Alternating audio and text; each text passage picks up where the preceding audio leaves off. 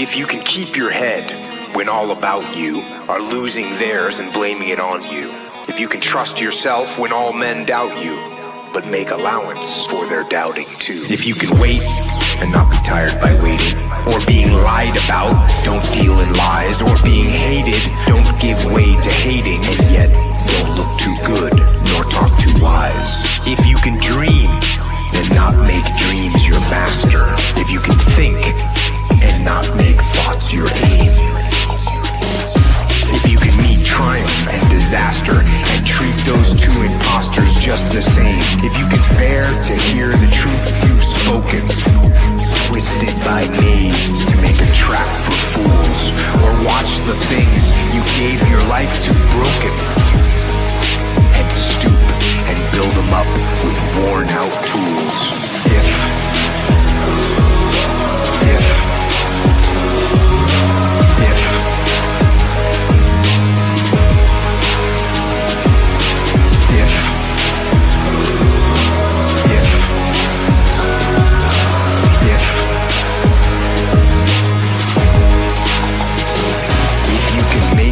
One heap of all your winnings and risk it on one turn of pitch and toss, and lose and start again at your beginnings, and never breathe a word about your loss.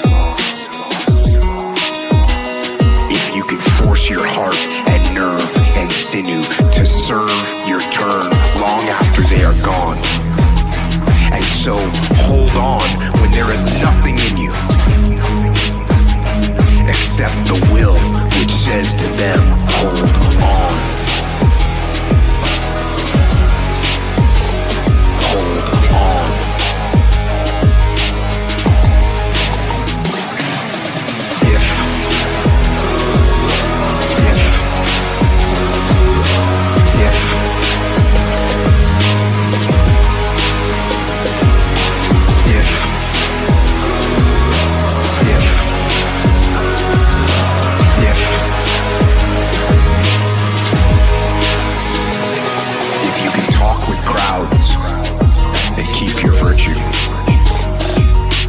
Walk with kings, nor lose the common touch.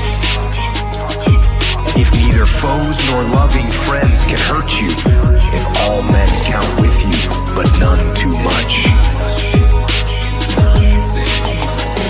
If you can fill the unforgiving minute with 60 seconds worth of distance run, yours is the earth and everything that's in it. And, which is more, you'll be a man, my son.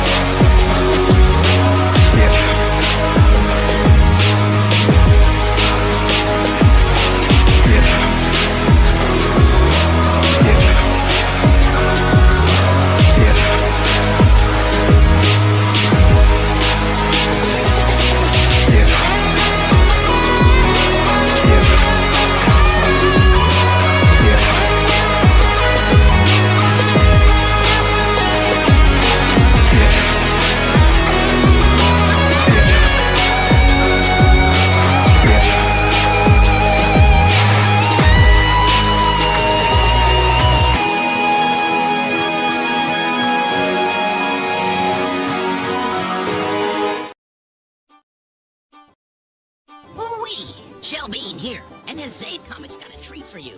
Introducing the all-new Rootin' Tootin' Shellbean, equipped with all-new bandana and cowboy hat. Only available starting September 4th on the pre-order campaign at ZaidComics.com. Wait, don't be fooled. He's just a regular Shellbean with a stupid cheap hat. He still embodies all of the Bean stereotypes he did before. But she's got a new hat.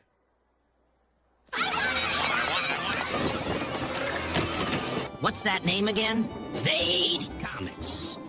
What is it? Zaid Comics. Huh? Zaid Comics. Hey, yo. Hey, yo. Hey, yo. Hey, yo. Hey, yo. Hey, yo. Hey, yo. Hey, yo. Hey, yo. Hey, yo. Hey, yo. Hey, yo. Hey, yo. Hey yo. Hey yo. Hey yo. Hey yo. Hey yo.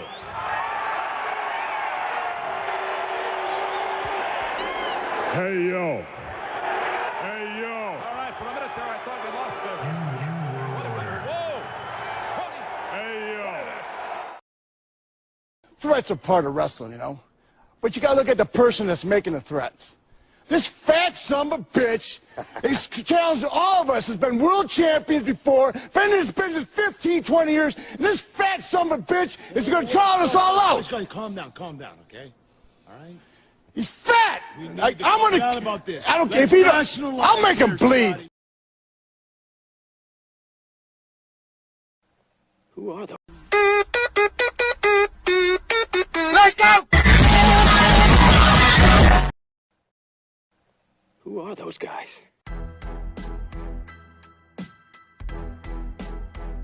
Your brothers? No. Yes! Beginning to get on my nerves. Who are those guys? I couldn't do that. Could you do that? How can they do that? Who are those guys? They fucking DIAZ brothers!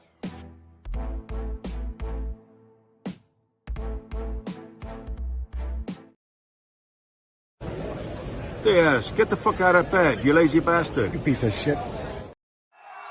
Connor, I know the media has a ton of questions for you, so I just want to ask you, what do you think of this turnout? Yeah, fuck the DIAZ brothers, yeah? Fuck those cockroaches! Test 1, 2.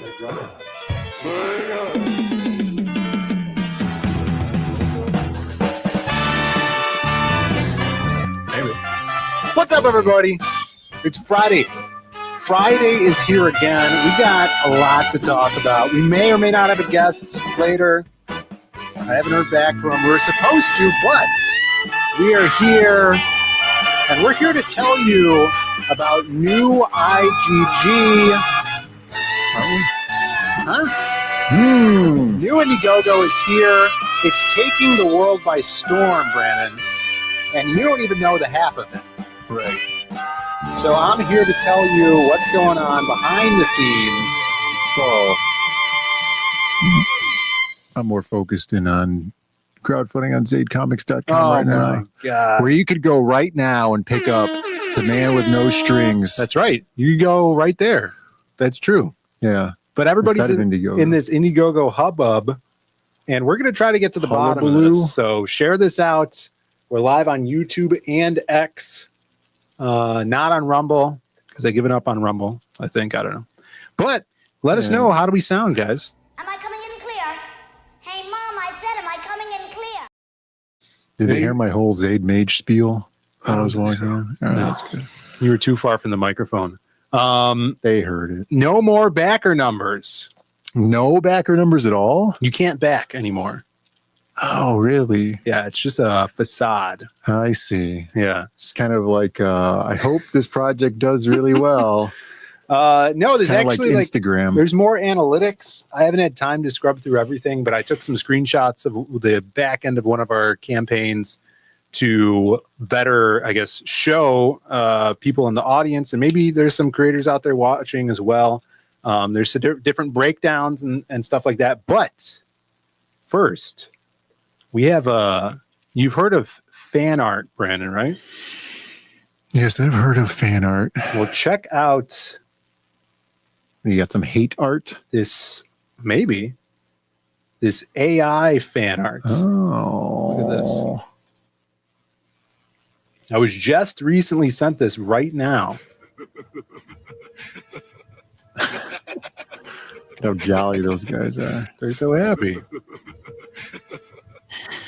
These guys don't skip seed oils.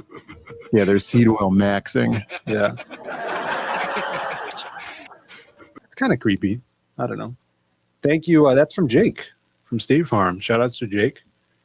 Good to see that. And we have a super chat. We do. Look at that. We got a super chat. Mr. Michael DJ, what is up, man? $5 says, hopefully you can explain the actual IGG TOS changes without all the weird takes we've been hearing. Hopefully. I mean, some points I'll be able to explain them. Others, I'm not too sure. Yeah. But it does seem like it's a slow rollout. We just heard that today as well. I saw our buddy Buzz was emailing with Indiegogo. I think Sim also. And we'll get into that because a lot of campaigns have vanished. Not the backers, but the campaigns have vanished. As if they never existed at all? Yeah, and we can talk about that. But what is up to everybody in the chat? We got Maromi. We got Citizen Ronan. Mugen1 is here. What's up? What's up, Mugen? Good to see you. Ellie. What's up? What's up, Ellie? Mike McMahon is here as well. Good to see you. If you guys have not yet, hit that like button. Share this out. And we can get into this. Is there any news from the week? Yeah, we owe Michael Dici a Crucibles. bonk. Oh, we do bonk. First of all. Is this this feels like the First of first all. super chat of the year. Is that true? Yeah, I think it might be the first super chat of the year. We do owe you a Running bonk. deep on this one. Yeah, here you go.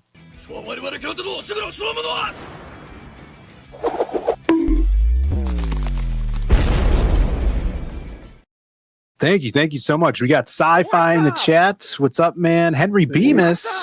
It's good to see you, Henry Bemis, and the Mushbrook. He's doing what's he doing this month? Mushtober. He's doing Mushtober. Mushtober. Drawing some awesome art all month long. A lot of people participating as well. So shout outs to Mushbrook. And I don't know if we announced it on the stream, but I think last week his sketch cover sold on the campaign. Oh yeah, So we were talking about it on Monday. That's right. Yeah. Yeah. Shout outs to Mushbrook, kicking butt in the art all the time. Yeah. There's big floor news, but oh my god, Snarkycom's not here. that's true. Hopefully he'll get in here. But it was a good episode. It actually was a redeeming episode.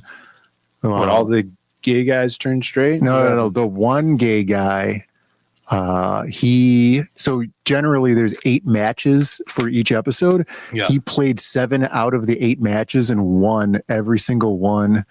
And then as a new gameplay mechanic, if you win 3 matches in a row from last season, you can get a time boost, which is 5 seconds added to your time. And then you could bank that and use that whenever you want. Or they added this year a category swap where you could steal somebody else's category and give them your category. And he did that for somebody else with a gigantic amount of territory because she swapped like some inherited category. She got like race cars or something and then swapped it for Harry Potter. She's like, I know about Harry Potter. And then his own category was coffee. And like he won his way up to a point where his territory was touching hers, and then category swapped Harry Potter for coffee and challenged her in coffee and just dominated her. What are the coffee questions? Also, I feel like you had to be there. Sure. Well, you have to Citizen Ronan. I feel like you had understand the gameplay and all this other stuff. Well, anyway, you know how the game is played, right? They just show you pictures of whatever. They had a really bad category where generally it'll show you a picture of something and you have to say what it is, or it'll show you a picture of an actor and you say what movie it's from or whatever, right? This one was coffee. It was just like coffee stuff, like French press, coffee beans, espresso grinder, I feel whatever. Like the shows for it's super low IQ. Graders. It's super low IQ. Yeah. You think they'll do a kids version? I hope they don't do a celebrity version because that would be really, they don't do really another stupid. season. No, they've been cleared for 2 more seasons. Well, this is one of the 2 seasons.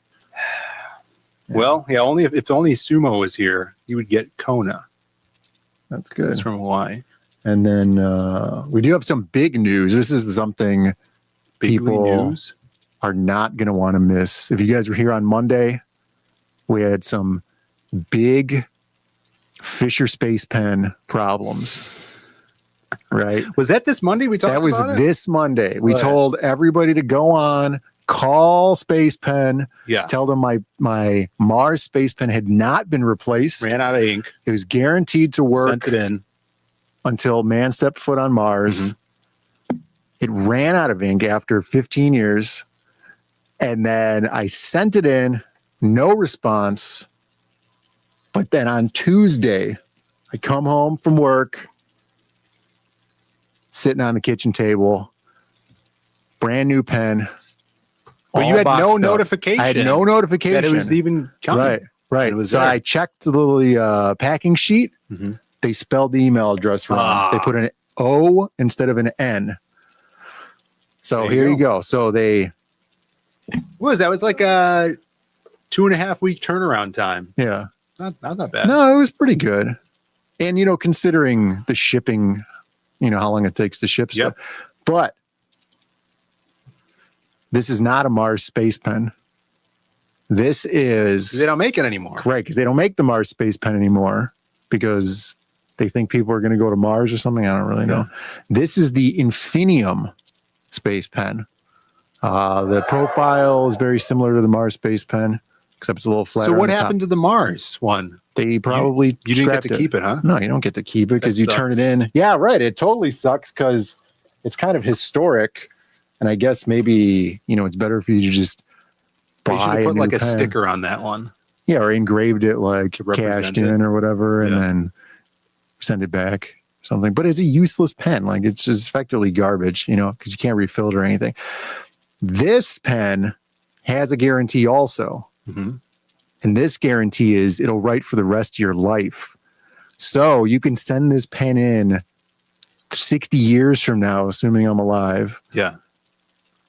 And then they'll replace it. Or you could hook it up to some sort of Rube Goldberg machine that just keeps it writing every day, every second of the day. Yeah. And then see how long it takes to run out and then send it back in. Oh, yeah.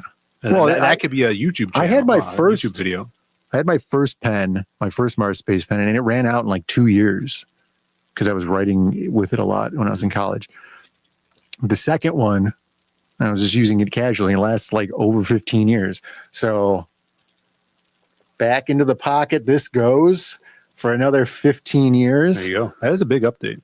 Yeah, that was huge. So you don't have to harass Mars Fisher Space Pen anymore.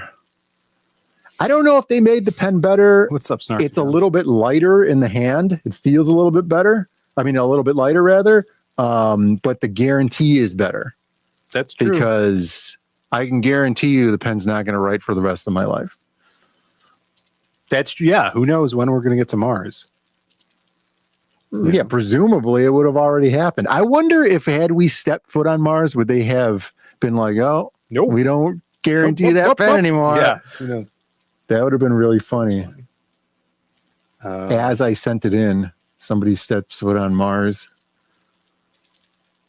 Well. So look, Citizen Ronan was having problems sleeping. So now, the pen? Yeah. Well, I'm glad I could clear that up for you. We have a big death of the week. That's true. Let me crack open this delicious teeple. Oh, I heard that. That's right. It sounds like it was right from the company, huh? Yeah, it was straight off the line. That's impressive. Yep. We do have a death of the week, guys. A very sad week indeed. It's time for the death of the week. The original lead guitarist of Kiss, Ace Frehley, my favorite member of the band, the Spaceman, has passed. He had a seemingly bad fall. Oh, it was like not just he died in his sleep? No, yeah. He fell in his studio at home. Oh. And then he was taken to the hospital. That sucks. And he passed away yesterday. Was that yesterday? Yeah, Ace Frehley. Is that Ace Frehley? No, this is Peter Criss. Right, this is a great clip of we're going to watch here of Ace being drunk off his ass on the Tom Snyder show, everybody's favorite show from the 70s. But this is like when I was a kid, I was very much into obsessing over waves of things that I'd get into, and Kiss was one of them. Right. So I had a bunch of Kiss DVDs. Right. You remember the Kiss Army. When YouTube came about, I would look up a bunch of Kiss interviews, Kiss Army hat. Your favorite Eddie Furlong movie was not Terminator 2. Right. Detroit Rock City. Detroit Rock City, yeah. Which is a classic. Not so much with the Phantom of the Cosmic Mountain or whatever. That one with where Kiss was the cast and they were trying to take down this horror character that was at a roller coaster place. What do they call those? Amusement parks. So yeah, awesome guitarist. I always could tell when Ace Frehley was writing the guitar solos because his guitar solos usually started the same with like 1 to 3 notes over and over again, and it was totally awesome. He had, in my opinion, the best solo hit of the crew when they did their solo albums. Okay. Back in the New York Groove. Okay. Which do you feel like he had the best character gimmick? Yeah. Spaceman? I mean, Gene's is good. The Demon's cool. Right. Kiss is awesome because they were all like superheroes, all their costumes and stuff. But like being evil and being a demon is super easy. Yeah. You That's know, true. like I'm the villain. You're like, you don't really have to work. You just have to be an asshole. Right. But like being the cool spaceman, you have to put in time. Yeah, for sure. And he had all really cool guitar gimmicks. Like he had the light up guitar, the smoking guitar. And then I don't care what anybody says. I Was Made for Loving You is a great song. It's a little slow, but in principle, it works. It was great. So here's cackling crazy Ace in this little interview here. And you could tell, I'm pretty sure Paul and Gene get pissed off at him. In and Ace Frehley, who is the lead guitarist. I'm the trap player. He's like, he has Joker laugh. Screaming and crying and all that. Screaming and crying. Why did I spend all that money? Tell me about your outfits. I mean, did you design your own outfits, all of you? And tell me what each outfit means. And I'll start with you, Ace. Well, that means I think this outfit is self-explanatory. Leaps and bounds. It's crazy. If we're in a hotel across the street from the halls we're playing, it really looks like Ringling Brothers because you see parents, you see 6 years old, you see 25-year-olds. Mm-hmm. It's really it appeals to a lot. If we did a concert in Bombay, there would even be cowboys. I bet you didn't know that, did you? He got laugh. Yeah, he's got kind of like a spaceman. Camel Moon laugh. No, actually, I'm a plumber. On the side. Don't remind me of Camel Moon. Backstage, I'd like to have you work on. Tell me about it. He's got those Power Ranger shoulders. Yeah, they took it to do the White Ranger, right? This is basically his outfit. Yeah, that's pretty cool. Yeah. He does probably have the best costume because like you were saying, like jeans, you know, it's just too easy. The cat thing is super gay. Well, you said that. Right. But you were implying that. And then what's the other guy? Stanley, right? Paul Stanley? Yeah. Was he Starman? Starro. Oh, it's Star Child, I think, right? Which is a little... But the hairy chest dude is disgusting, right? Like that with the open thing. Mm-hmm. That being part of the costume, it's too much. Let me see. Like Ace really definitely has the best gimmick. Yeah, I agree. I thought I bookmarked them playing. I guess I didn't. Star Child. Yeah, well, you can imagine them. Let me just look up some Ace Frehley. Yeah, what's up with how you spell his name too? What's the deal with that? It's I don't know. Some sort of he's on fire. Awesome. I would have figured that's how he died. That is so cool. Yeah, I remember watching their live tour stuff. There, he's playing right there, down there in the bottom corner. I was kind of hoping that they would have dubbed in like a old Soviet, classical music soundtrack. No, really subvert you.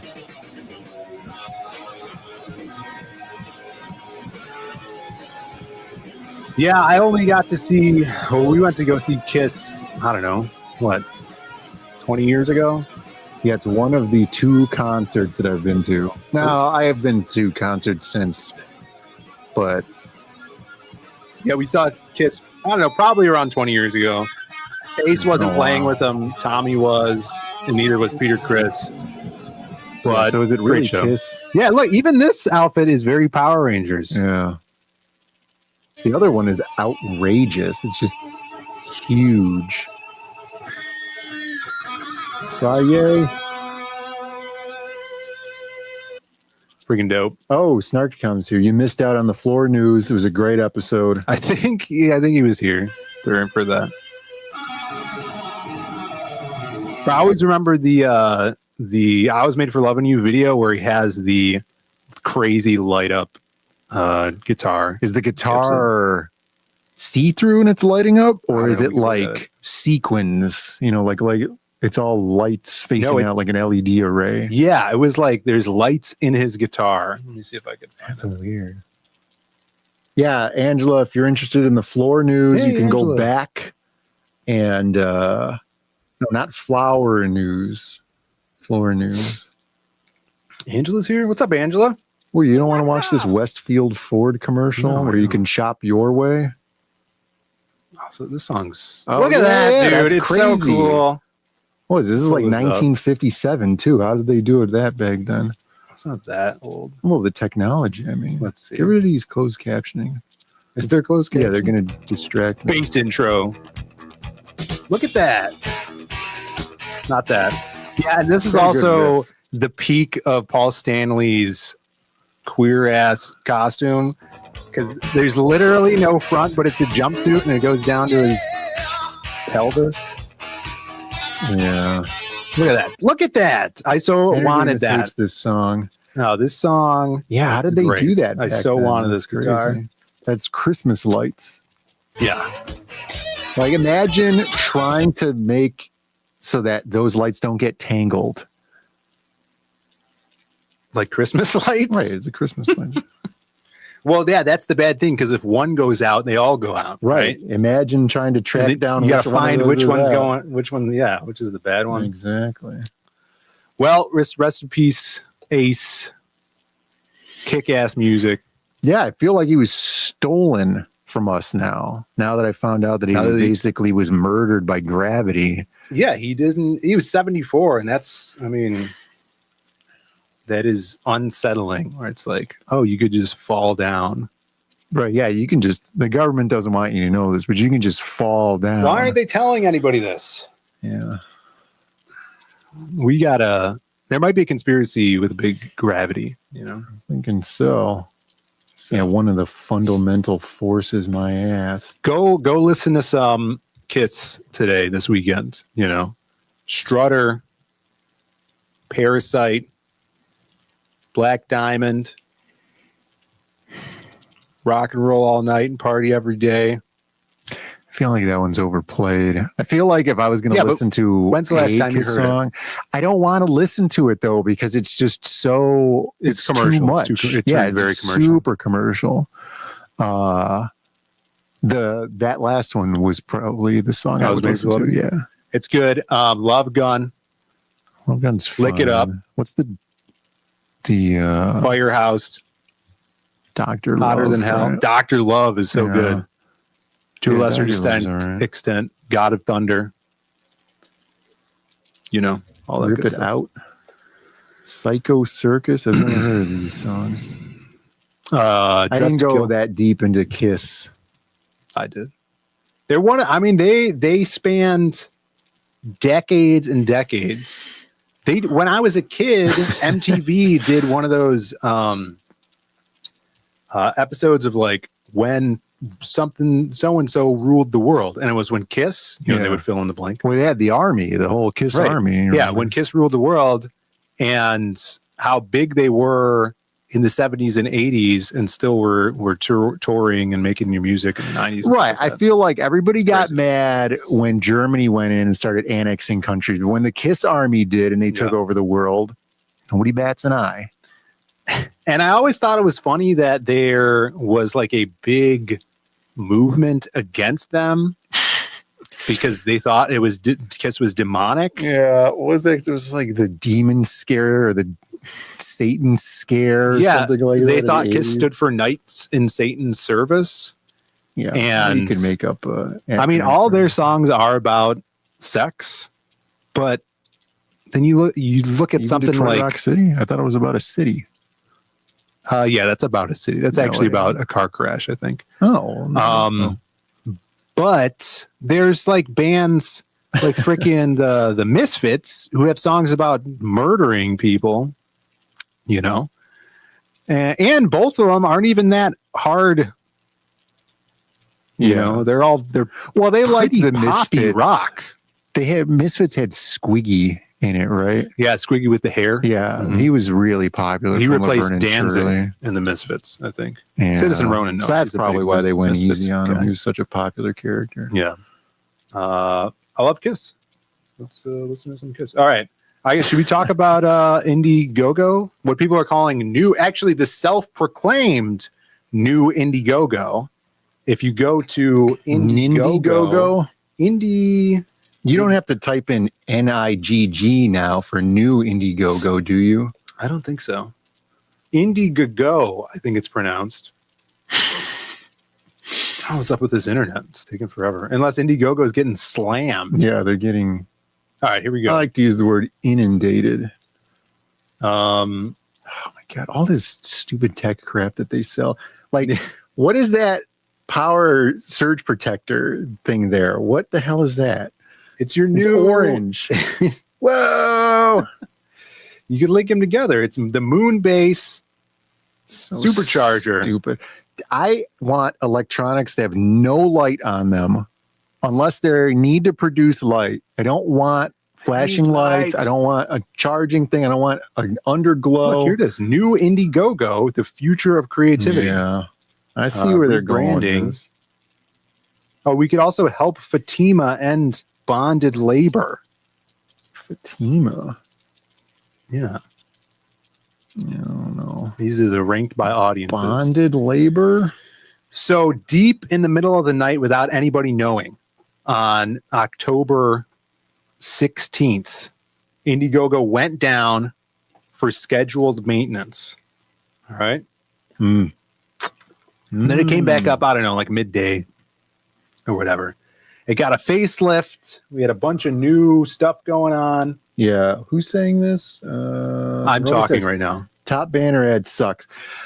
Yeah, it now looks like every crappy Wix website. Yeah. Which I hate. I think that a lot of the new stuff that's been implemented was taken from that company's board game site, which is called GameFound. Mm-hmm. So they got bought out. Yeah, they were a big crowd funding board game site. That's why it would be perfect if Adam does come on, because I know he's dealt with GameFound in the past. Oh, is he supposed to come on? Oh, he did message me. Okay, cool. Is it at 6? No, what are you talking about? Well, he's in California or something. I know. I'm going to message him right now. I'm live now. I'll send you. I'm alive Send you the now. link in 30 minutes. Shout outs to Adam. He'll be able to put some insight on this too, because he's dealt with GameFound in the past. So I talked to him about it, and he says that GameFound was a very good site. Lots of people used it. So they bought Indiegogo, and they're giving Indiegogo this facelift. Some stuff I wanted to talk about. I'm actually going to use the new feature of StreamYards, which is the teleprompter feature, Brandon. Oh, man. Let's see. So teleprompter, you guys probably can't see this, but I'm displaying. Could you imagine if they could? Could you guys see this? So bad. I doubt you can. But look at, and I'm going to read from the teleprompter now. All right, here's my notes on what we're going to talk about with the Indiegogo stuff. The new stretch pay feature. Wait, it's going too fast. This teleprompter is going too fast. I'm starting over. The stretch pay feature, which includes paying in installments. Now, you guys or us, whoever backs things, can now pay in installments, and the creator can set if we want our campaign to include what they call stretch pay. $1 a month for the rest of your life. Right. And then also there's new integrated stretch goals, which we're going to talk about. We talked a little bit about it last night. Yeah, if we meet the stretch goals, we'll bump it to $2 a month every month for the rest of your life. And then integrated pre-launch gifts. And then also, which I didn't put on this teleprompter thing, we're going to actually show you guys how they're breaking down backer numbers now, which was never really explained in their update thing. So I know a lot of people are speculating or assuming, things or whatever, but I tried to go in the back end. I took some screenshots of one of our campaigns to try to best explain it for everybody. And that was, you guys didn't even know it, but I used the teleprompter feature. How did you enjoy that experience, Brandon? I feel like you're really bad at reading, and so that probably wasn't the best thing to do. I wrote it. Right. But you're not that great at reading while on a stream. It wasn't like a speech, I didn't write a speech to say. Right. It was just some notes. Yeah, but then I feel like note cards would be better for that. There should be a note card feature where it has a little note card feature. It's just notes. Yeah, but then you could it would be like, what are those? PowerPoint, right? And you could flip through it, and it would be we could only see it off to the side. Well, we'll do it better next time. I'll start writing speeches for things. All right. First thing, what? Though this is not about you. This is about people when they're watching somebody read from a teleprompter. It seems like they hate it. And you could everybody's like, they're reading from a teleprompter. Yeah. I remember when we were doing a bunch of updates for the arcade years ago, and Doc was he really wanted a very particular way of saying some stuff because we were buying out the arcade from the other co-owner and all this other stuff. And so he wanted to make sure it was said a certain way. So I had this teleprompter app, and it was the first comments were, he's reading from a teleprompter. It's who the hell cares if he's reading from a teleprompter? Right. What's the difference? What difference does it make? Some information. Yeah, get off my back, everybody. All right, so I talked about this a little bit last night, was the stretch goal situation. So now, as a creator, we can preset stretch goals. Did I tell you about this? No. Beforehand? So you know how everybody's oh, we're going to do stretch goals. Some people announce them before or the day of the launch of the campaign. Right. Other people wait a little bit. Yeah, they end up painting themselves into a corner. So that's happened a lot. Yeah. And I'm pretty sure you could do it either way now, but it's integrated into the system. So now on Indiegogo, as a creator, we can create the stretch goals beforehand, and it shows it as a separate bar. So say we're doing Magic Cop 3, we have a funding goal of 5K, and then at 7K, we're going to give you a free trading card. So now it's integrated into the site with accountability. So you can't just go later and change it and be like, oh, I meant to say 10K or whatever. Seemingly that's the idea. Yeah. I haven't seen, it just came out yesterday, so I don't know if anybody's implemented it yet. Yeah. But there is an article, a blog on Indiegogo that tells you all about it, and it actually has examples from their GameFound site. It's something they have integrated in there, and so there'll actually be 2 funding bars or how many ever you have for stretch goals that will show you how much more the campaign needs to unlock the stretch goal. Right. So I don't know. I think it's cool. It might encourage creators to think ahead of time more and kind of more budget out their funding for stuff like stretch goals. And that'll never happen. Maybe nobody's going to plan ahead for anything. I did see on a closed campaign when I was looking at it today that they had a button for them, and it has its own funding bar where it's how much your stretch goals have helped you out or whatever. But I don't know if you could add it after you launch yet. All right. That's the first thing. There needs to be a way for you to see if stretch goals are helping. Like, did you back this again because you're trying to help out on the stretch goal or something? Like, surveys are useless, but otherwise stretch goal metrics are useless too. Well, in the analytics now, it does break down how many people have backed after your funding has closed, like in demand, which now they're calling late pledges. So it separates those numbers. Really? That's weird. And then also you might have to do a little bit of math, but you're able to see how many people backed more than once pretty easily. So that is interesting too. We'll talk about that. It's weird that they wouldn't gamify backing like that, especially with these smaller campaigns and stuff. Like if you're going to back that stupid power strip, you're not going to back it multiple times, right? Because you just want the early bird special or whatever. But with something like a project and you're following a creator and you want to help them out and stuff, it would almost be an incentive. Like stretch goals are stupid in my opinion, because does anybody really care about sharing it out to make sure you get the bookmark or whatever? I don't know. But, getting like some accolades for multi-backing and then having like an achievement regarding that might be cool. But that would work better on a site like Fund My Comic because it's niche, or the game board or the board game website rather, previous to Indiegogo, because it's niche, right? Whereas like I was saying, like you're not going to back a TV product a number of times because of the stretch goal or whatever. The TV has more channels now because we reached 10K. Yeah, well, that brings us. Well, we'll talk about backing stuff. There's also a new feature I wanted to show off, so I signed in for a second. But before we get into that, see if anybody's. Started account says it's like Simpsons and the Tour of the Box Factory. Yeah, sometimes Indiegogo has candy, even children's toys. We will not be talking about any of those campaigns on this. We only talk about comic campaigns. Oh, here it is. Okay, cool. I got this set up. All right. The other thing that's kind of cool for creators and for you guys is, what do they call it? I'm going to reference my notes again, Brandon. They I can't remember what they call it. Oh, follower gifts. They all have this like, their own colloquial phrases. So it's called a follower gift, but basically is an integrated pre-launch gift.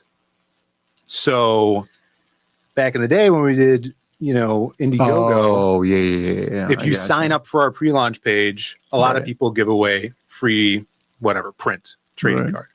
But now this will be integrated. And it'll show you the thing. You put an image of whatever free thing they get for signing up, and they have to back to unlock it. So it's integrated, and that is actually better for us because it'll keep track of all those people that are going to get this free thing. So that's another cool thing that they implemented. It could be like a GIF of the dancing Chungus brothers. Yeah, maybe. I don't know if you use GIFs as little perk icons. So that's another cool thing. And then the other thing was, stretch pay, which is another weird way of saying that, backing in installments. What would you call that? Payments, simple payment plans. Yeah. Layaway. So you're doing layaway payment plans, and then you as the creator can enable that or not. So I don't know if they have shown that helps boost sales, because a lot of these things in their write-ups have been like, late pledges. We now allow late pledges, and we see a 25% increase, from their board game stuff. Yeah, it happens all the time. I think Buzz just had that one where somebody reached out to him the moment his campaign closed, being like, sorry. He's like, no, I missed Not it. in demand. Also, big thing is there's no more flexible goals, Brandon. So you can only do fixed goals, and if you don't hit that goal, then everything's refunded, or the campaign is closed down. Yeah, that's interesting because how does that work? Because now there's a lot of payment processing fees that are going to be flying back and forth for campaigns that didn't make it, right? For refunding money, or are they just switching to the Kickstarter type where they don't bill you until later? Because I remember reading where you can choose bill later or bill now. Yeah. And if you have bill now, then it'll refund people. Yeah, that's going to be crazy. Yeah, I'm not 100% sure if that is an option where you could do bill now or bill later. Because it's not like those processing fees. I mean, the processing fees are whatever, right? I don't give a damn about Visa. Yeah. But, it's not like it's free. That's right, Henry. We're gaining viewers. Welcome to the show. What's up? We're talking about the Indiegogo. The new IGG is here, and we're rolling out some of the new features that they are having. No fixed goals anymore. No flexible goals, only fixed. I should have taken more notes on this. And then, the other thing I wanted to hit on is, and I think I have some talk. I think Citizen Ronan talked about it today. Buzz, our buddy Buzz, Sim, even us, some of our campaigns are missing on the site. And you guys as backers will see that as well. You'll see that there's some campaigns that are just gone. Magic Cop 1 is gone for us, and Psycho Slumber. And so when I saw that, and I saw some of Buzz's campaigns were gone, Sim as well. And I'm like, is it correlated to the amount of backers or the amount of funding or the time frame? Because Magic Cop 1 was in 2019, but Psycho Slumber was like last year. So why would those be gone? And I've seen people have been reaching out through email and got a response. Here's Citizen Ronan's tweet here. Let me blow that up. He says, for anybody that has similar campaign on Indiegogo or backed one that's missing, this is Backfire Comics. Your campaigns are not lost. This is directly a quote from the Indiegogo team. Our team is actively monitoring this, and things should stabilize soon. We assure you that the campaigns will appear on Indiegogo once the migration process is complete. So I've seen some other emails of people talking about this, and the verbiage they're using, it seems like, this new Indiegogo is a totally separate website from the old Indiegogo. So they're actually they're migrating campaigns from that old version to the new one. It's not like a facelift of the old one.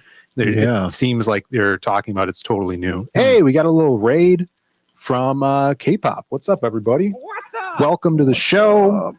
This is the DIAZ Brothers Show. We do this every Friday. We're going to have Adam Lawson on in a few minutes to talk about his new campaign, but we're talking about the new updates to Indiegogo. So that's another big thing.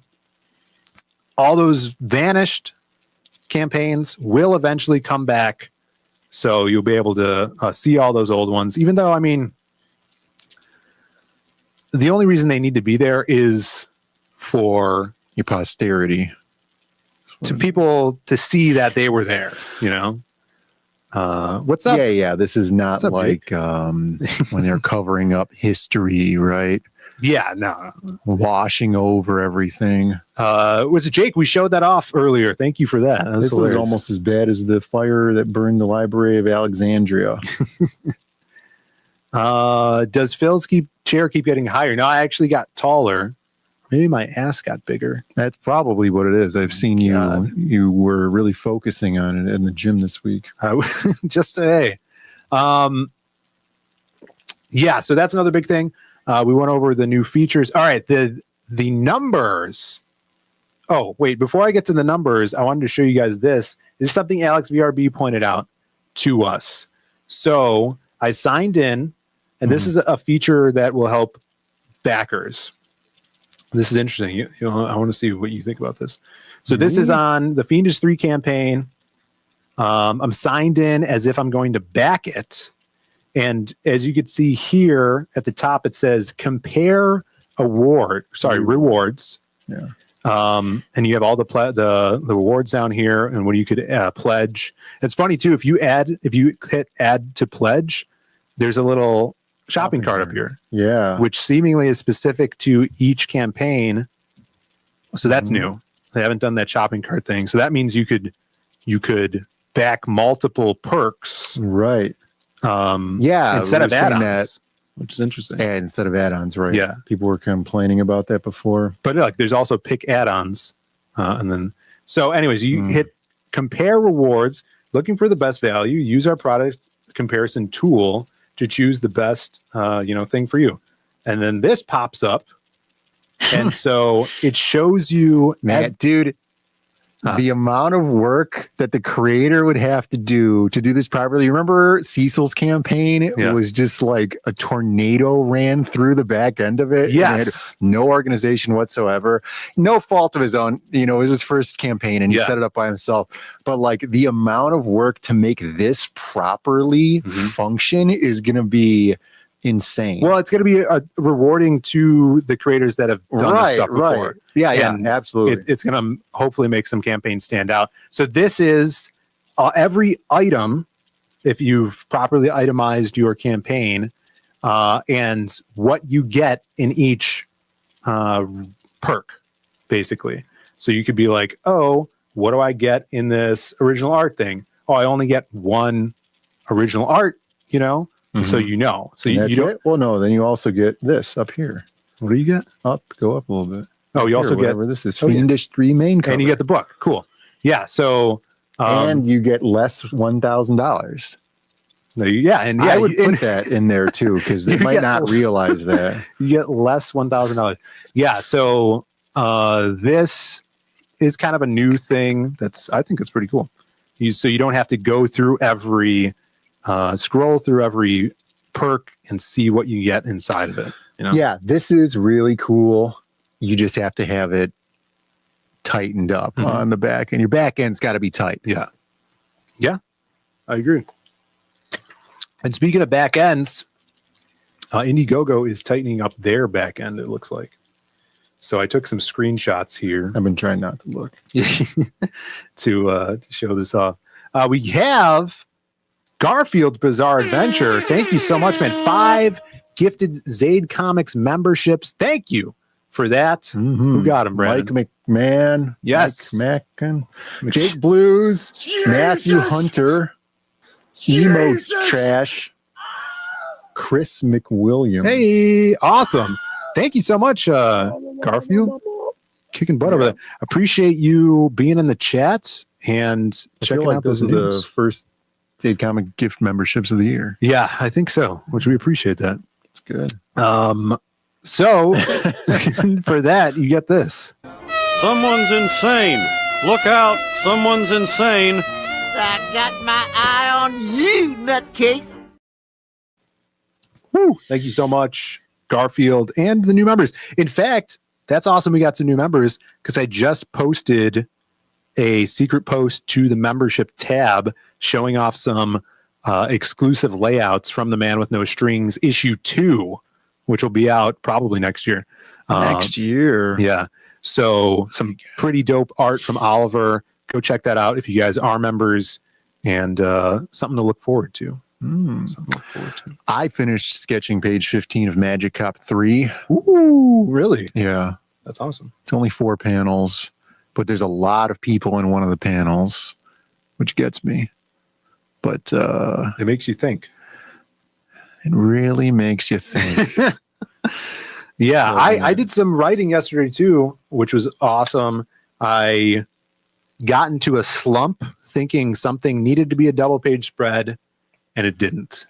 So not to fold out. Yeah, where it's a tri-fold out, centerfold. I've been wanting to do one of those. I don't think it's possible. Well, you have to do it the what's his name? Pizza Medi way, where you print all the pages separately and then insert it and then bind it. That's how you'd have to do it. Yeah, we'll get there. What a giant pain in the ass that would be. We'll try that one day. But I got past that, and it's not a spread anymore. It works with the story, and I'm really excited about it. I've broken through that. Is it one barrier. of those pages where it's like all garbledy red, and then you have the red magnifying glass you look through so that you could see the underlying ink? Mm-hmm. No, it's not. Oh, damn it. We should bring those back. Those are pretty cool. Garfield with grabbing a membership himself. Thank you so much, brother. Check out all the comic strips we have on there for members as well. The Kick-Ass Masquerade strips you can go read up on. We'll print those one day. I'm excited about that. Cranberry Langer says, does Magic Cop do any magic illusions, Brandon? I feel like I haven't drawn Magic Cop in like 10 pages. I haven't drawn Iggy in a while. You mean 10 months? No, I'm talking about that's the how amount of pages. it's been. Look, since there's a you lot drew of stuff Magic going Cop. on, all right? There's a lot of dogs in the fire. Sorry, I could see you. I could see you just fine. Yeah, what do you think? You're John Cena? Yeah, it's not to come. All right. Let's get back to this before we send Adam the thing. So backers, everybody's like, oh, where my backers at? Here we go. I'm going to show you guys some backside info on the backers. All right. I picked one of the campaigns. This is actually there's our second campaign, the Lost Pages 1. I remember. Which used to be Shadow Banned. I don't think it is anymore. Actually, no, this one wasn't ever Shadow Banned. All right, reopen the campaign. So you could look at the Lost Pages 1, our second campaign ever, $34,000, total funded by 504 backers. Yeah. All right. And look at all the layabouts. There's almost 800 people following, but only 500 backers. Yeah, we There's cursed those 300 people. We cursed those people that didn't help this project fund. Yeah, and we cursed you guys.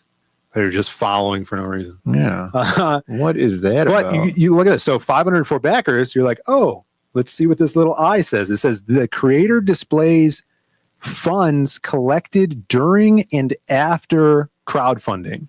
So now it's compiled. Right. You know, like it's combined. compiled. So now you'll see a lot of this talk on Nu-Indiegogo during and after crowdfunding. So they are, they're saying the crowdfunding only happens between the first 30 days or 60 days. Right. And then it ends, and then it goes what we used to call in demand. It's not called in demand anymore.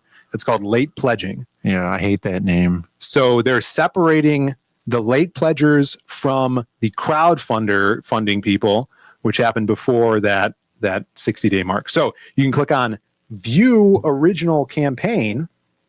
I'll take you to this page. I don't even know why this is a thing. It doesn't really, it just kind of makes things more confusing.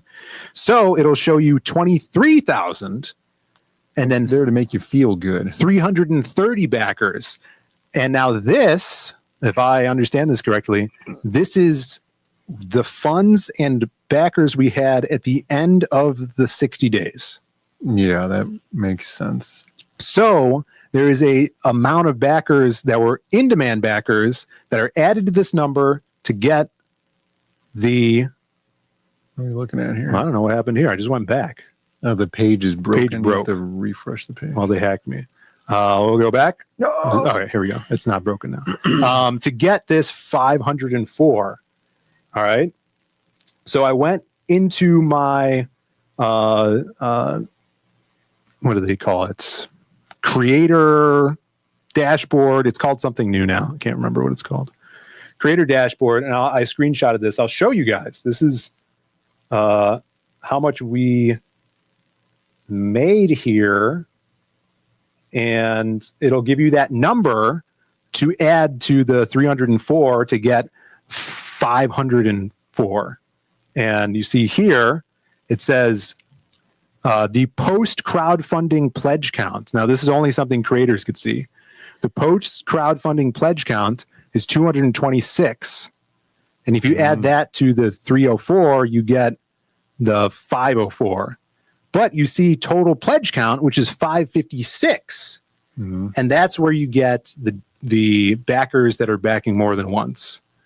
So we had a little bit under 50 or around 50 people that did double back. Another cool thing, it tells you your average pledge value, which is helpful to us. How do you know it was 50 people and it wasn't 2 people backing 25 more times each? Right. You don't. Yeah, you'd have to go. So you would have your actual. I believe you would have to list go and in count and that. actually look at that if you wanted to know. So it doesn't break it down that specifically. Also, you could see here it says, what does this thing say at the bottom here? Stretch goal pay, or so stretch pay value. Now, I believe that is the. I'm not signed in, so I can't see what that entails. I believe that would be the payment plan we talked about because they were calling it stretch pay. Upgrades from original backers value. And I think that is something that's totally new. That's just like add-ons. And that might be the double backing thing. I'm not really sure. I have to look into that. That's interesting. Henry Bemis says, still gaining viewers. This isn't possible. So most of the folks at home don't realize this. Henry Bemis is currently strapped into a chair with eye speculums in, a la A Clockwork Orange, watching the stream right now. Yeah, he can't look away. Right. So I'm going to send this to... He's freaking out because of that. Adam. So don't mind him. It's a little stressful. I'm going to send this to Adam, and then I got to message him on... Oh, my goodness. And I got to message him on Telegram and tell him I sent it to his Twitter. Paste as plain text. There you go. Yeah. All right. Airplane. So this was our second campaign. I was actually trying to get the numbers from a different one, but this one just popped up. And then another thing I want to show, which is cool for creators. This is a screenshot of what the new funding bar in the back end looks like. It shows you how much you've raised is the green. And then it actually shows you how much of that totality is shipping. And then how much evasion you've done. And then how much taxes. tax evasion you've done there's so like far. no blue, right? It's just all avoidance. Yes. But that's cool. So you can actually see the shipping thing. Now, I guess that they're including shipping still in... Oh, in the total. In the total for... Like the funding total? For backers to see. I'm not sure. I don't know if that's a toggle thing because Kickstarter doesn't. You're saying that this is only visible for the campaign owner? Yes. Yeah. This is an analytics thing that we see in the back end. It would be interesting for the customers to see this, to see if like it's your campaign is, or their campaign is being padded by shipping. Oh, Adam is here. I was just going to message him. You know, because people would do that on eBay. It'd be like a $5 item for $25 shipping. And that's transparency. Yeah, there you go. So that's what I've gathered so far. I thought those are some cool points to present to you guys. Hopefully that helps understand the backer situation on a lot of these campaigns. I think that it's a better thing for everybody that it's not counting double backers to the backer count. Because for me as a creator, I want to see how many backers we have. Unique backers. Right? I don't want it to be kind of conflated. That's what I liked about Kickstarter. And this one actually, now that they've implemented it, I think it just makes it one up a little bit on Kickstarter. One up. But we do have our very special guest, the creator of many comics. This guy is always writing, always putting cool stuff out. And this one, I'm really excited to talk about. Do we have any music for him? I don't think we do. Well, we could do a little intro video. Mr. Adam Lawson is coming in right now with a kick-ass new book over on Kickstarter. Here we go. Today is Friday in California. Huh? It's perfect because he's a California man. What's up, Adam? Hey, how you guys doing? Hey, good. What's up? Though I may be a Chicago man pretty soon. I've got I have another job coming in for Casey's. Are you familiar with that pizza place? Casey's? I don't think so. Over here, Casey's is like a convenience store that's attached to a gas station. I remember Casey Masterpiece, the barbecue sauce. Well, Casey, I guess it's very popular, and it happens to be that one of their stores will be filming at there. So oh, cool. It could be coming your way. We'll definitely have to grab dinner, maybe jump on the show. Yeah. But it would be rad. That would be totally awesome. Yeah, dude, you have been, I mean, always super busy.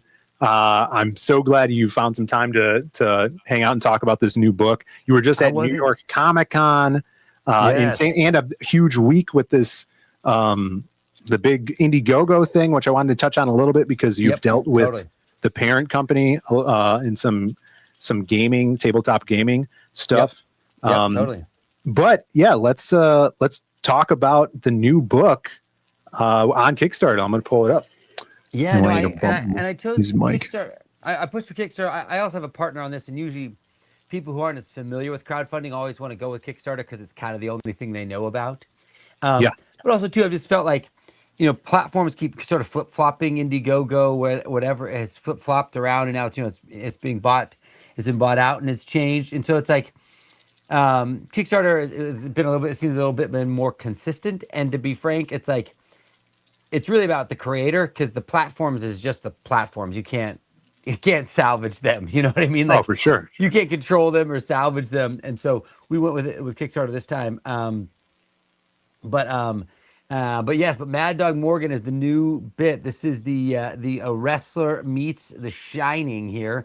And this is the New York Comic-Con exclusive ash can. So anybody who's already backed it, you're awesome for one. Yeah, if you backed it in the first 48 hours, you're going to get this, which is the New York exclusive here. I had a big stack of these at the convention, and my partner on it, the lab, had more. Went through them instantly. Only made it through one line of people. Everything. Wow, that's awesome. Was gone. But if you back the first 48 hours, you get one. Or if you back the main event tier now, you can get this. It will certainly be being flipped on, speaking of eBay and whatnot, at a later point. Because the main book will be coming out. So this is 16 pages, black and white, digest sized book. Maxi's art. And I know Phil has a soft spot in his heart for Maxi Dall'O. Yeah, Maxi's awesome. It's, oh man, I mean, you and I both have worked with him multiple times. Now he's on an image book right now, which is so cool to see. This is got picked up, obviously, by the lab, which is so cool. And it's really awesome to see someone that we've been working with that for looks years. like it has soft touch laminate on it. Is that the case? Yeah, is that a soft you called touch? that out. How did you know? I could feel it from here. You can't. Yeah, how is that possible? Yeah, I could feel it. That is definitely talented, because there's the soft touch laminate, which I love. It makes your book feel a little bit more special. And there's something cool about an ash can that has some meat to it. It's 16 pages. It's got a special exclusive cover. This will never be printed again. This was Maxi and Mike Spicer who did this. Interesting. So my partner on the book wasn't sure about ash cans, because what they normally do are books like this, these big hardcover. That's crazy. So that's the lab, and they do these really, really special. That's nuts. Kind of collector's pieces. Yeah. Yeah, exactly. And it's cool because the slip cases all have symbols on them. Yeah. And they're all, if you get their books, they're all the same thing with the gold label, and they have this cool slip case, and that's nice with symbols on it. And so this one will be this will be a similar thing, except the slipcase for this one has a gold mask on it. I saw that. Did you post that online? I think I saw. I did. I posted that on X and on Instagram, and so that's what this is really going to be. It's 160 pages, all colored. Patricio Del Pecci, who does Void Rivals, did the colors. Also an Argentinian like Maxi, and But this ash can was part to give an exclusive special something to backers. Yeah. Also, to the cover, this is Maxi's cover, which is awesome. And it'll be now it's been this is the cover art that they made some adjustments for the print layout. That they've added some more down here with the title and some things. But this is Maxi's cover, which will be the only way to have ever gotten it. Will be this campaign. Because the actual book will have JD Knight. Amazing painter, did the cover for it. It's incredible. I can't reveal it just yet, but it's because I didn't pay for it, so I can't for sure. Yeah, I mean that's Maxi's really cool. I did. Like So, you're one of my buddies that has a couple times now gone from indie and transitioned and been picked up by publishers. So you've worked with publishers like Massive, now with the lab, and having that publishing house, choosing covers for you. And I remember when you were doing the Exiled, that had a bunch of different variants and stuff. And that's just, it must be so cool to be like, they're like, yeah, we're going to get this cover from Kyle Hotz, or, I love that. Yeah. And I love Kyle. Yeah, that was amazing. Yeah. The funny thing is with the Exiled on Massive, they did so many covers. I couldn't even track them. I don't know if I even own them all. Yeah. I mean, I would be in the comic book store myself being like, wait a minute, I didn't see that cover. Yeah. But this is cool. So this is the leather-bound edition. Once again, the only other way to get this will be the campaign as well. Yeah. So it'll be the large, oversized, what they call Master Edition. So it's bigger than like this is Mark Millar's Psychic Sam, right? Yeah, you just got that, huh? Yeah, it just came in last night. I read it. It's awesome. So it's this size compared to so it's a bigger experience. Mm-hmm. And so it's that, and it's leather bound, and I love it. If you kind of flip through this scroll of images here, you can see. There's no flip. I feel like the Master Edition is such a great marketing name. It's better than Late Pledge, right? Yeah. Master Edition, like really wants it. I was at the gym and I was like, I was listening to something, and then they were using the word exotic. Mm-hmm. And I was like, oh, we should use the word exotic. It just feels good, like exotic printing materials, like newsprint, right? The Master Edition. It really makes you want to have it. Yeah. Right? It makes you feel like you've got the thing. And that's right there. Yeah. So that's the book right there. That's what it looks like. Sweet. With Maxi's art that's been, given the full proper title treatment that Billy Baxco did, So I brought in all the folks who've been working with us on the indie crowd. Yeah. Just like, Preston, I brought into Massive, he did my covers for the Wesley Snipes book. And then that got him all kinds of other work on top of that because his covers did so well. And so I always love bringing all the indie guys with me. Like my letterer, Dave Lentz, also too from Indie Comics. And we talk about the writer. I mean, Brian's on here, right? Yeah, absolutely. Reuniting Brian and Maxi together, which is awesome. Brian Christgua. Yeah, in fact, when I did the Kill Journal, Maxi did a short story that Brian wrote. Yes. And so it's super cool. So he there it is. Those are the two sides. Dope. Yeah, that's cool. Yeah, of it. Mm. And so it's beautiful, like Maxi's edition of this, the slipcase, and then there's the big leather bound edition of the book. So it's cool. This is like museum piece level stuff that you're getting here, and this foil print, this will also be going out to only backers. This art will only ever exist this way. Wicked. Mike Spicer did the cover colors, Maxi did the art. This is the only way it will ever be. Will be to get it in the campaign. And it's and there you can see Maxi's great, just epic artwork. Yeah, that was a GIF. I was freaking out. You thought you were having a stroke? No, I didn't know it was like scrolling by super fast. It's a GIF. Yeah, it looks cool. You're okay. No, this is. I love to talk about the story and kind of like how you work as well, because obviously this is your campaign. You're having Brian work on the script with that. How is that dynamic? And where did this idea come from? Yeah, so Mad Dog Morgan is the story of Mitchell Mad Dog Morgan. He is a burned out indie wrestler who always had the dream of making it to the big arena, and he never got there. And he's spent his whole career as a jabroni and a jobber, getting knocked around the ring. Yeah. And he feels like his life is a failure. He's become an alcoholic. And he's reached this point in his life where he's just decided he's going to go to an abandoned house and drink himself to death.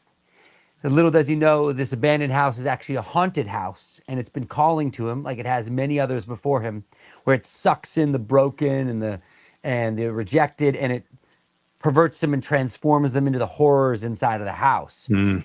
And so his life feels like it's a road paved with failures and that have led him to this house. But little does he know, this is actually the main event of his life. Yeah. Is to do battle with this house and free the souls that are trapped inside of it. So he comes here to die only to find himself. And he is, this was inspired by this wrestling documentary I saw where Jake the Snake was being interviewed, if you remember from back in the day. Yeah, of course. And how he was weeping in this interview because he never got to make his dad proud of him, and then his dad had passed. And so I thought, what is that story of that wrestler? And that was the beginnings of Mad Dog Morgan. Is what is that tale? And it's he never got to make his dad proud. He was beat up a lot as a kid. His one gift was he has an extra thick skull so he can take a beating, right? And these dreams of being in the ring, and really, actually, though his destiny was far greater than that, he just didn't know it yet. And he needed all these failures to prepare him, because the house can only ever be seen by people it wants to. Only when you're at the bottom and ready to be devoured can it be seen. So if he was a champion wrestler, he would just pass by the house and never know. So so the house, lures him in and then takes him all the way to the bottom. And then right before he becomes one of the horrors inside the house, he realizes his true destiny. And then, he then accepts that and takes on the house. And his problem as a wrestler in the ring is he could never dazzle the marks. And for anybody who doesn't know wrestling, the marks are the audience, right? Which is the whole game, right? Can you get the marks to pop? Can you dazzle them? And he never could. And he always got lost between being a heel and a face. And ended up just staying as a jabroni, so he just never had even a finishing move. And and that was his weakness. And so as he overcomes his own internal demons, he then develops the skill of how to dazzle the mark. And his wrestling moves become more complex and bigger. And he ultimately gets his finishing move at the end, right? Yeah, that's awesome. Because it starts out, when he's first assaulted by what's in the house, he's just throwing sloppy punches and scrambling out the door. And then by the end, he's doing Frankensteiners and moonsaults, right? Yes. The Frankensteiners. Yeah, I think this is a great take on this style of story, because, there's so many people in the chat comparing it to Splatterhouse. Splatterhouse is a very great example. Classic game, Rick guy has this like mask, enchanted mask. He's got to go into this haunted house to rescue his girlfriend. But that's such like a played out trope, like, Double Dragon, you're going in because they kidnapped your girlfriend, the house kidnapped your girlfriend in Splatterhouse. Here, this is an interesting, like, introspective tale. Yeah. And he's going to die. There's a lot more. Right. Yeah. There's a lot more to like dive into, which is really cool. Yeah, I mean, this art is insane. This, like, Maxi's monsters are so great. There's a splash or double page spread at the end of the first Lost pages where one of these hoodlums, they take the book and read from it, and it turns them into this monster. And this totally reminds me of, Maxi drew that, and I remember his like wiggly, gross tentacle stuff, and to see that, put into this, and how Maxi's improved over the years is so cool. And his stuff in color, when people know how to color Maxi, it really pops, and it gives a total vibe to his art. It's great. Yeah, see, he can't be colored by people who are more traditional, people who do a lot more rendering. Yeah, he needs somebody who's using flats and shading, and somebody it feels a little bit more watercolor, a little bit more hand done. Is the secret with it? Which for me personally, that's what I prefer. I don't really care for highly rendered coloring. Not that there's anything wrong with it, because some people love it, and that's fine too. It's just maybe less my. Well, he has so much grit to his art, Yes. And with art that has that, you don't want to lose that in the colors. So you're better off doing a more flatter, textured color for sure. Yeah, that's a good way to look at it, right? Too, because if it's this type of color probably wouldn't work on somebody whose lines are cleaner and simpler, but it really lands for this. No, totally. And this pitch it as the wrestler meets The Shining, or it's do a power bomb, meets The Shining, if you will.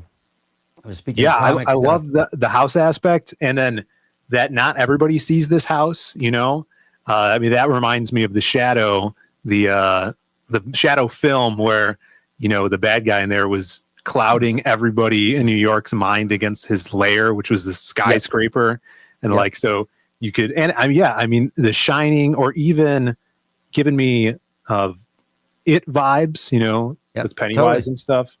Yeah, because see, like these people who become these things, like this guy was like the Lecher, this character here, this monster, you know, started as a somebody who like was into child pornography and was a kid's clown, and then became that monster. Yeah. And then this is the guy who runs the liquor store where he goes to buy his alcohol, and he has a much deeper story behind it. I don't want to reveal this one because this is the big spoiler. But see, Mad Dog, once he goes into the house, once you've gone into it once, you can't leave it. So you exit it, but no matter where you walk, you just find yourself back at the house. Yeah, I heard you talking about that on Bankrupts. That was really cool. So like you'll go around the block and you'll just end up in front of the house again. In front of the house again. Yeah. And so there's like the one shop, one place he can go to is this liquor store. Mm-hmm. And then what I like about, you know, doing a book like this, and you know, this was something I finished the whole book. Maxi and I finished all the lines and all the script, etc. And Brian Christgua was just the best collaborator. So you know, he and I have worked together a bunch, and I had the story, and then Brian took over the scripting of it, and then then he gave it back to me, and then I ultimately added more pages and did a pass of it, and ultimately sort of finished it off. Yeah. But a lot of the heavy lifting of the script, you know, Brian Christgau did, and he's such a talent. And we talked to him in pretty clear detail. What is this story and the house and the character? And that was all something I presented to him, but he really captured the voice of Mad Dog so well in his words. And then many of the sequences, you know, it's kind of like, you know, when you and I were working together, Phil, you know, where you took over the scripting. Though this one, I had the story all baked before I talked to Brian, but a similar vibe. And he, you know, is just such a, anyways, he brought so much to it. But yeah, once again, is bringing all the indie guys up. And so I finished the whole book, and then I took it to Lab Press. I'd known the owner of it for a while, for I guess more than 20 years here in the film industry, and I'd pitched him some other things before. He never really reacted to them, but this one he loved it, and then so here it goes. And so it'll be out in retail next year as well, but never this edition. So the cool thing is, if you get this edition, it'll be, you know, as far as like the eBay collector world of it all, you'll have the real deal. You'll have the thing that will live on. Oh, sorry, yeah, what definitely. were you saying there, Phil? No, when it does go to retail, is it going to be split up into issues? Do you know, or will it come out? It comes out. It comes out only like this. Okay, cool. It only comes out like this, at least initially. Yeah. Because that's kind of their shtick and how they're trying to make it known in the comic book spaces. They're less, they're more Fantagraphics and less Image or DC, right? Sure. Where they're delivering these more graphic novel experiences. And that's crazy. And isn't that great, that hit? Yeah, that's so good. It's so good. And that's kind of what this book then is how it will go, is how it will live in the world. And I think that I like that idea of having a prestige something, a prestige format for something, books that are like that. I like buying books that are like that. Mm-hmm. You know, when I was at New York Comic Con, I of course had to pick up the Big Rig, you know, and its hardcover. Yeah, you know, Big Rig did this is all 4 issues of the first arc. Pretty cool. Post Malone was there. They put a lot of marketing into that as well, and it paid off. Yeah. I was talking to the Vault about it there. I was talking to Adrian Wassel, the writer, and talking to the other people there. It was a huge hit for them, and it was pretty dope because the creators didn't even know they were on stage with Post Malone, and the team. Nathan Gooden, who did Barbaric, drew it. Like, so once again, they did the same thing. They just took the indie guys. Nathan Gooden, Adrian Wassel had been writing and working there at the Vault, partnered with Post Malone. Then while they're on the panel, Michael Bay came out and sat down next to Post. Really? And said, I can't wait to make this movie. Yeah. Oh, that's crazy. I didn't even hear about that. That's insane. I know they had Doug Mankey do an animation for that, just as for marketing on Instagram. Yep. And he put that out a few months ago when they launched. Yeah, they've been seemingly doing awesome with that book. No, I mean, the Vault has done 2 incredible things. The Big Rig, and then they did Matt Dinneman, who does this book called Dungeon Crawler Carl. It's a novel. One of the most successful, might not even be the most successful indie fantasy novel in the last 15 Really? years. Awesome. Oh, yeah. So it's a guy who just did it on Patreon. He was selling chapters. Mm-hmm. And he, to the tune of him making 7 figures a year selling this book. It's become so popular. That's and Barnes & Noble wild. does the print version of it. Uh-huh. But he owns everything. No, he doesn't let anybody touch it. And because Mm-hmm. it's so wildly successful, people will just jump in. So the Vault partnered with him and did a graphic novel, not a retelling of it, but taking one of the side characters in it and making them their own graphic novel. That thing dropped on Kickstarter to more than 7 figures in the first weekend. Wow. So they're having Brett Bean is doing the art on it, who I freaking love. So yeah, Vault's in a great place. Vault is I have a lot of respect for them as a publisher. They do cool stuff and they make big swings, and it's really nice to see it paying off. Yeah, I also got to meet Derek Kolstad, who wrote John Wick over there at the Bad Idea booth in New York, and he and I knew. I just seen Wick is paying the documentary about it, so he and I were talking John Wick, and he signed my Planet Death book. It was pretty cool. That's awesome. Yeah, I mean, indie stuff is doing really well. I mean, I feel like all of comics is going uphill right now. We'll see how long that continues. But this looks freaking awesome. I'm going to grab one of these books. I would implore you guys in the chat, if you dig this art, if you like great stories, you need to get this, because this is obviously, it looks like a one of a kind just from the packaging that we've seen. And go on over to Kickstarter, grab one, tell your friends about it. And yeah, you mentioned we worked together on Psycho Slumber. I don't know if you heard us talking earlier, but it's vanished from Indiegogo. Did you hear about this? No. Yeah. So some of the in the transfer. Yeah, in the transfer. I guess it will eventually be back up there, but they're like transferring projects slowly over to the new site. So like Magic Hop 1 and Psycho Slumber didn't transfer for some reason. And then I know a lot of my buddies' books, like the Ace and Simon's Blood Hunt books, didn't transfer over. But people have been contacting them. They said it's going to eventually. It's just like a slow process right now. Yeah. But you have dabbled in the tabletop gaming sphere for a long time. I wanted to get your take on GameFound purchasing Indiegogo and kind of your experience in the past, or what knowledge you have of them. I mean, GameFound is really a fabulous company. You know, they came because Kickstarter had been so take it back one step. Board games was more than 25% of Kickstarter's revenue. It was the single most profitable line, like that and Brandon Sanderson, right? Right. Yeah. It's like, you know, because Brandon Sanderson's made over 100 million almost on Kickstarter, because he does campaigns for 5 million, 3 million, 40 million. Yeah. But like, really, it was tabletop board gaming that was the business model of Kickstarter. If you took it all the brass tacks, that was it, the cornerstone of it.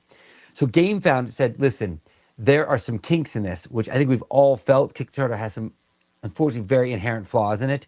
Like, it doesn't collect people's address and credit card and everything right up front, and charge it right up front so that it can be managed, and also too, so people understand they've made a purchase. They do some things that maybe I think are a little frustrating, particularly on the backer management. So GameFound said, we're going to fix all of that. Yeah. We're going to become much more of a one-stop shop program. We can do all the fulfillment through this. We can track and maintain all of your backers. Like it. Oh no!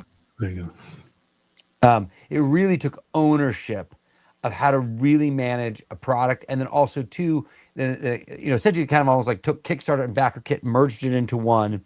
Has better nuanced things. It's just a better place if you're backing. The way it informs you. Now that doesn't mean like Kickstarter, I think, is a wonderful destination as well too, because it has an incredible community and a great legacy. But from functionality is what I'm talking about. GameFound is really a win. So them taking over Indiegogo, I only think promises to be a win. Obviously in any transition, it's miserable. Sure. I don't think that's hard to say. It's like, it's probably going to suck for some people in the middle.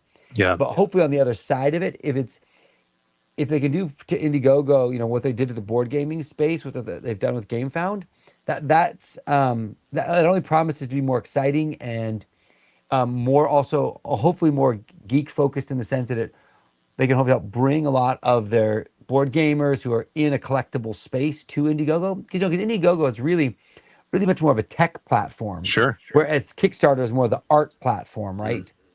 With like comics and books and games. Whereas Indiegogo has really built its line items of greatest wealth or tech stuff. So it's really interesting to see what's going to happen with that. Hopefully it improves it as a destination for comics. But I don't know. I still think probably long game, the best journey is to have your own site and do pre-orders. I'm trying to think because it's like Kickstarter's been on strike right now because we were supposed to have Kickstarter was going to do this whole big thing with Fortune with Mad Dog Morgan. We had all these interviews, everything all lined up for Kickstarter to make this big blowout for Mad Dog Morgan, and then they went on strike and none of it happened. So none of it didn't got a newsletter. It just didn't happen. I did hear that, and I totally forgot that they went on strike. That is a bummer.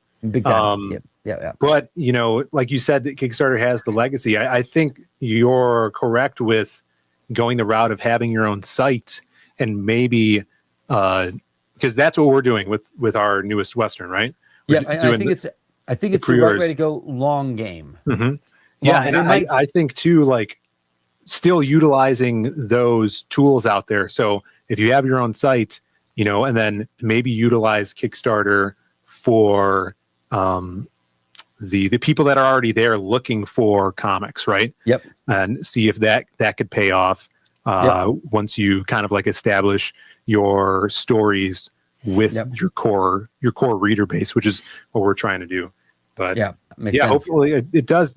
We showed off some features that are to the benefit of everybody from the new implementations that are going on in Indiegogo. So hopefully those continue. Yeah, I think it's promising, to be frank. Yeah. Yeah. Well, dudes, thanks for having me on, guys. I mean, I always love talking comics with you. Yes. Hopefully I'll be in Chicago soon and we can get together on this. Let me know, man. But anybody who backs Mad Dog Morgan, first of all, major high five, or if you've already backed it, extra high five. Because I know it's a risk to back in crowdfunding books. And I know it's been a little dicey in the crowdfunding community as of late. But the good news is this one's done. That's great. It's all 160 pages are done. It's all art. It's all colored. It's all lettered. And the design's finished. And so it won't be a 4-year wait. Perfect. Well, that's awesome. That's awesome to hear. If you guys would, or if you want to back that or back any of our stuff as well, the links are down in the description. And we'll try to find, I don't know if Bancroft's streaming tonight. We'll try to send all you chatters over there. Thank you guys for hanging out. Hopefully we gave you some good information going forward. So you guys know what's going on when you're backing on Indiegogo. There's a lot of new stuff that we didn't go over. We don't even know yet. So I'm sure that'll roll out in the next month or so. But yeah, we'll catch you on the flip flop, everybody. Adam, thank you for coming on. You bet. See you guys later. See ya. Bye, everybody. See ya. If you can keep It was Dexter, and it was Sister Didi. Oh boy, wonder what they're gonna get into today. Uh-oh, back to the lab again. Oh no, back to the lab again. We messed up. Back to the lab again. Not again. Back to the lab again. Uh-oh, back to the lab again. Oh no, back to the lab again. We messed up. Back to the lab again. Not again. Back to the lab again. Uh-oh, Dexter's in the lab again. Making up anything he's imagining. There goes Didi, his sister. He always argues with her. She thinks she knows it all because she's older and she's bigger. Whatever Dexter wants, he just goes and creates.